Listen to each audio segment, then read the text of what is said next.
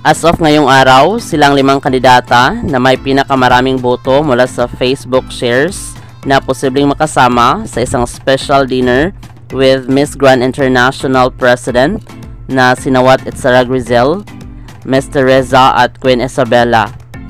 Nasa unang pwesto si Miss Cambodia, sinundan ni na Miss Thailand, Miss Indonesia, Miss Myanmar at Miss Vietnam.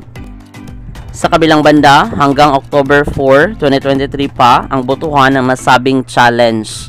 Maraming salamat sa panonood. Para maging updated ka, huwag kalimutang mag-subscribe.